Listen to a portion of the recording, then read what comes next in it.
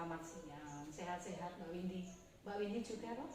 Alhamdulillah. Alhamdulillah. Syukurlah walaupun kita itu banyak kegiatan Bu Windy, kita harus tetap selalu fit sehingga kesehatan kita pun harus tetap selalu terjaga. Pola makan, tidur juga harus selalu kita tata agar semuanya menjadi lebih baik dan sehat untuk tubuh kita.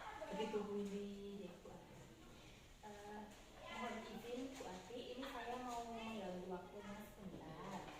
Saya ada tugas dari program Guru Penggerak untuk mewawancarai kepala sekolah tentang pengambilan keputusan dengan nilai-nilai kebajikan. Siap Bu Windy, monggo. Apabila saya bisa menjawab, nanti mesti akan saya jawab. Monggo Bu Windy. Terima kasih Bu Ati.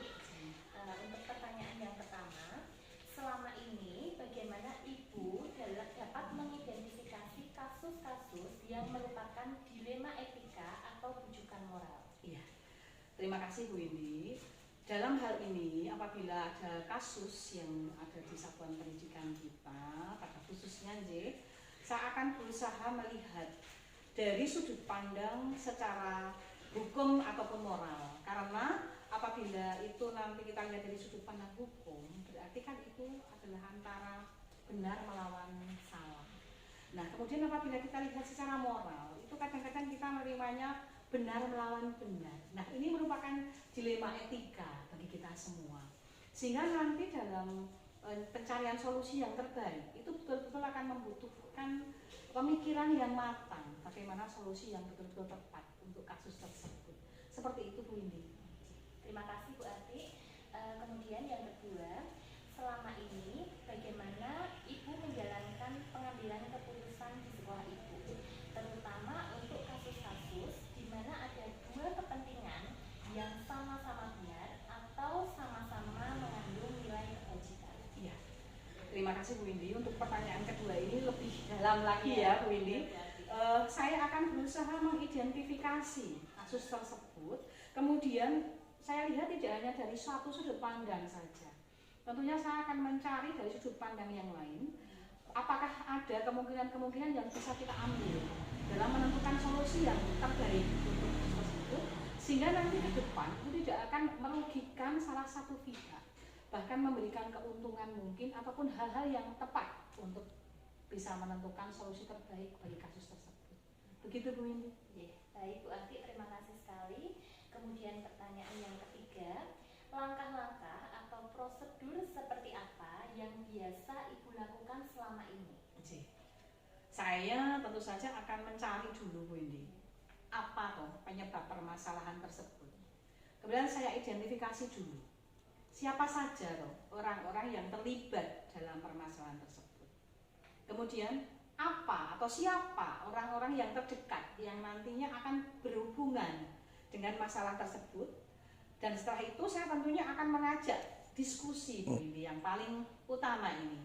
Diskusi kepada semua warga sekolah, karena semua warga sekolah itu kan, warga sekolah itu tidak hanya saya, tapi ada Bapak Ibu guru, kemudian juga ada komite, kemudian ada juga murid. Sehingga nantinya betul-betul solusi itu yang kita ambil itu tepat untuk semua pihak. Begitu Bu Windy. Baik, terima kasih Bu Ati. Kemudian pertanyaan yang keempat, hal-hal apa saja yang selama ini Ibu anggap efektif dalam pengambilan keputusan pada kasus-kasus dilema etika? Iya, sulit lagi ya ini ya, dilema etika. Berhubungan dengan kasus dilema etika ini, saya itu akan berusaha menganalisa dulu. Kasus ini terjadi apa, di mana, dan bagaimana. Kemudian setelah itu, saya akan berusaha mencari solusi, tapi sehubungkan dengan peraturan dan norma yang berlaku. Satu titik peraturan yang dari sekolah di SD Negeri Kembang, kemudian satu titik lagi adalah norma yang berlaku di seputar masyarakat yang memang ada di wilayah lingkungan SD Negeri Kembang.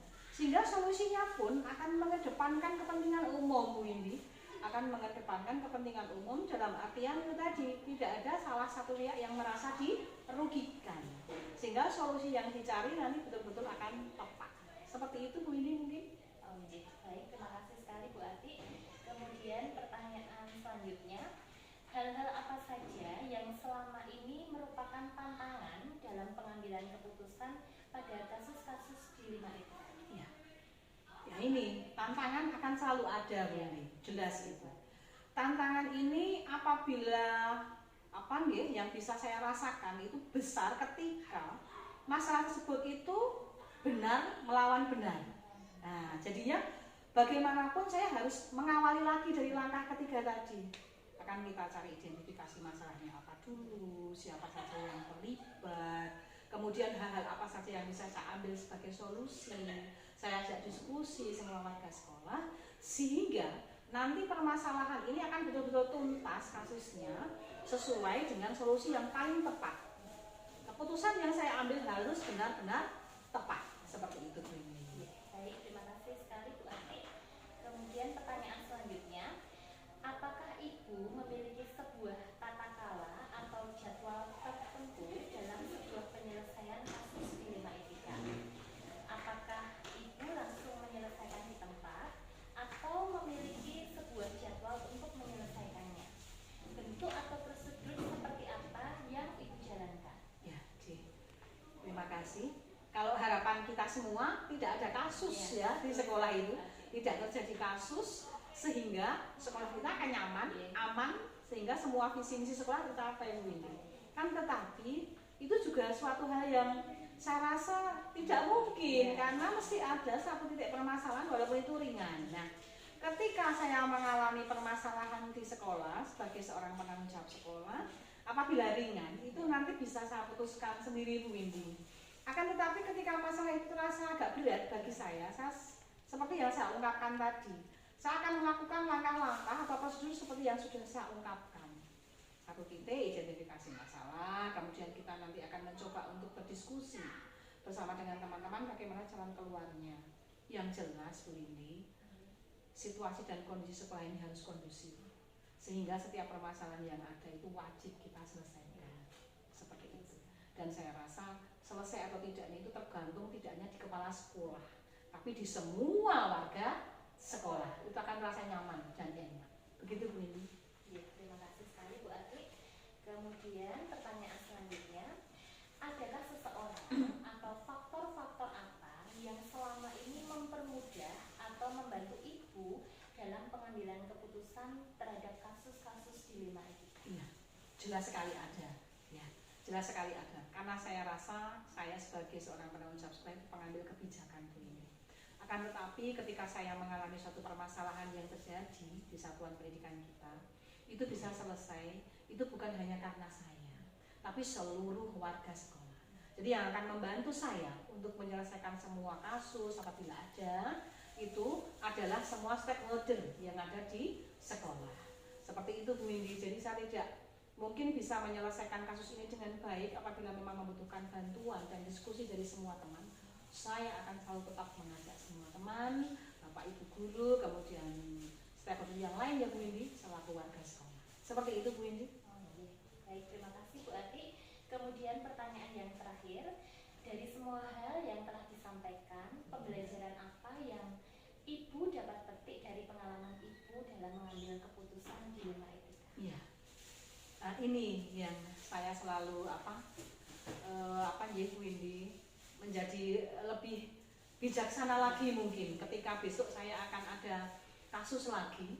Semoga saja tidak harapan kita, akan tetapi tanpa kita rasa mungkin akan ada suatu kasus yang tidak kita harapkan. Nah, karenanya ini sebagai evaluasi bagi saya selaku penanggung jawab sekolah, semoga saja saya menjadi lebih bijaksana, Bu Indi. Lebih bijaksana ketika nanti saya mengambil alternatif solusi permasalahan, apa saja yang harus saya lakukan, solusi apa yang memang terbaik untuk saya ambil, itu nanti akan kita dapatkan ketika saya berupaya seperti hal-hal yang sudah kita bahas ini tadi. Dan saya berharap dengan apa yang sudah kita bahas ini, Bu Indi, nanti juga akan menjadi kaca penggalah bagi kita dalam nantinya kita akan mencapai visi misi sekolah. Sinergi kembang kita harapkan dengan adanya situasi yang kondusif, tantangan-tantangan yang kita hadapi tadi akan bisa kita tepis sehingga visi misi sekolah dan tujuan sekolah akan bisa tercapai. Seperti itu mungkin Bu Indi yang bisa saya aturkan kepada Bu Indi. Baik, terima kasih sekali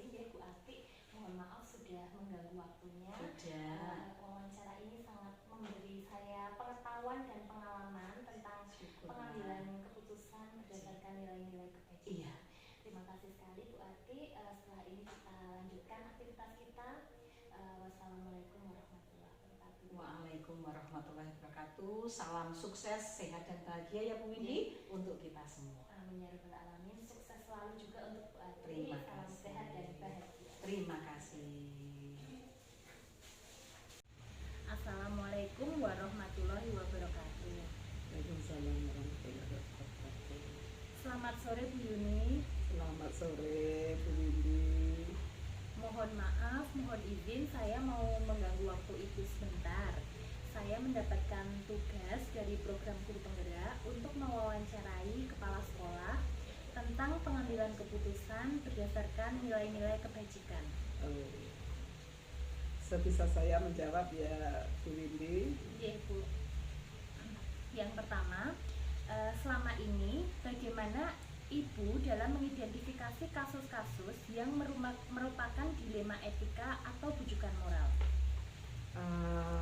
Untuk kasus-kasus dilema etika itu memang ini ya Bu Windy lebih kita akan lebih sulit karena keputusan yang kita ambil itu karena dihadapkan pada hal yang benar dan benar.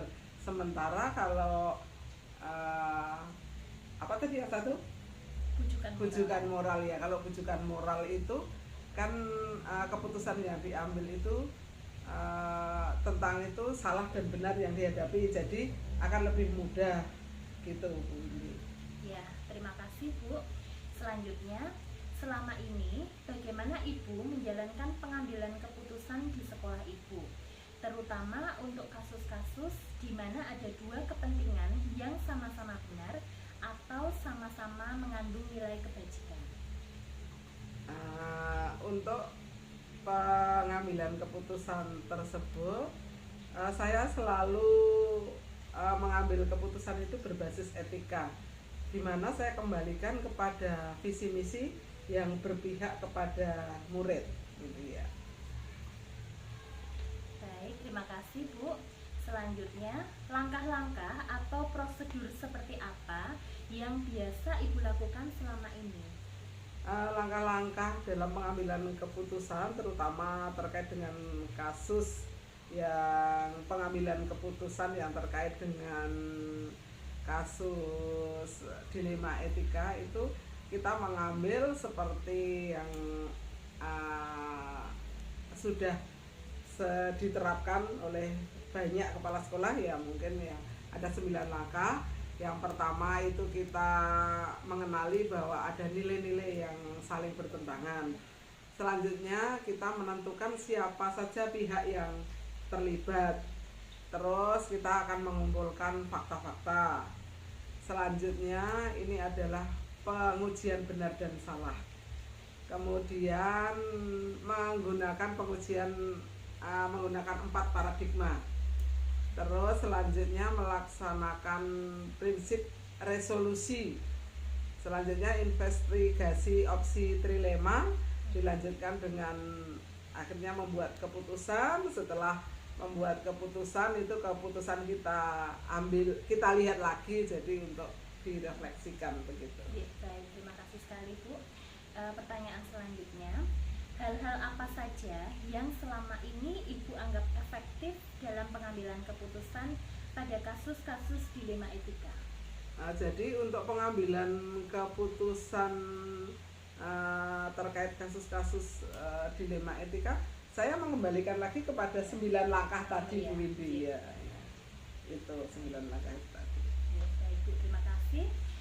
Selanjutnya, hal-hal apa saja yang selama ini merupakan tantangan dalam pengambilan keputusan pada kasus-kasus dilema etika? Dalam pengambilan keputusan yang terkait dengan kasus dilema etika ini memang sulit ya Bu Windy.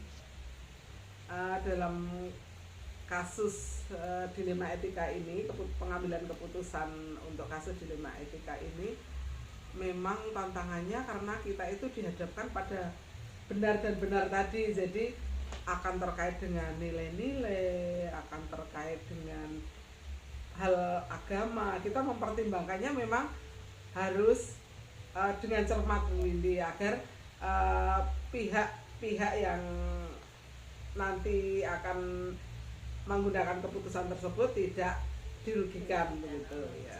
Baik, terima kasih sekali Bu Yuni. Selanjutnya, apakah Anda memiliki sebuah tata cara atau jadwal tertentu dalam sebuah penyelesaian kasus dilema etika? Apakah Anda langsung menyelesaikan di tempat atau memiliki sebuah jadwal untuk menyelesaikannya? Kemudian bentuk atau prosedur seperti apa yang Anda jalankan? Jadi begini, untuk kasus-kasus yang terkait dengan ini, untuk pengambilan keputusan yang kasusnya ini tentang dilema etika ini memang tidak bisa serta-merta Bu Windy. Jadi tidak di tempat langsung diputuskan, tidak bisa seperti itu kalau saya. Jadi memang terjadwal. Nah, untuk pelaksanaannya ya tadi dengan 9 langkah tadi ya. Jadi terjadwal, tidak serta-merta langsung ambil keputusan, tidak, karena nanti pengambilan keputusan yang serta-merta seperti itu bisa merugikan salah satu pihak atau mungkin nanti keputusannya tidak maksimal gitu. Baik, terima kasih Bu. Selanjutnya, adakah seseorang atau faktor-faktor apa yang selama ini mempermudah atau membantu Ibu dalam pengambilan keputusan dalam kasus-kasus dilema etika? Oh iya, untuk pengambilan keputusan dalam kasus-kasus dilema etika ini otomatis karena kita satu sekolah, satu kumpulan, satu stakeholder, satu istilahnya satu kesatuan ya Bu Windy. Jadi saya tidak akan meninggalkan teman-teman saya, jadi rekan-rekan guru, bahkan pegawai yang lain itu otomatis mereka membantu saya mintai pendapatnya dan beliau juga memberi pendapat. Jadi kalau orang seperti itu yang terkait, yang membantu saya memang teman-teman saya di sekolah. Sementara yang lain alhamdulillahnya karena dilema etika ini terkait dengan etika, dan etika itu tidak bisa terpisah dari agama, dan di ajaran agama saya anut ajaran Islam, jadi otomatis keyakinan agama saya membantu, terus juga nilai-nilai yang ada di masyarakat yang sudah kita terapkan di masyarakat maupun di sekolah itu juga sangat membantu saya. Baik, terima kasih sekali Bu Yuni. Ini pertanyaan yang terakhir. Dari semua hal yang telah Ibu sampaikan, pembelajaran apa yang dapat Ibu petik dari pengalaman Ibu selama mengambil keputusan dilema etika? Ya, dengan pengambilan keputusan tentang dilema etika ini, otomatis saya menjadi lebih paham akan nilai-nilai kehidupan. Jadi benar salah itu tentang budaya. Terus juga saya akan menjadi lebih mendalami lagi tentang agama saya. Terus karena saya dihadapkan pada masalah dan saya harus membuat keputusan, maka menjadikan saya itu alhamdulillah menjadi berpikir kritis ya. Terus akan tertanam dalam diri saya seperti itu ya. Seperti itu Bu Windy, banyak salah saya mohon maaf ya. Baik, terima kasih sekali ya Bu Yuni. Mohon maaf saya sudah mengganggu waktu Ibu. Wawancara kita hari ini sangat menambah pengetahuan dan pengalaman bagi saya tentang pengambilan keputusan berdasarkan nilai-nilai kebajikan. Setelah ini monggo kita lanjutkan aktivitas kita. Selamat sore Bu Yuni, semoga sukses dan sehat selalu. Salam dan bahagia. Wassalamualaikum warahmatullahi wabarakatuh. Waalaikumsalam warahmatullahi wabarakatuh.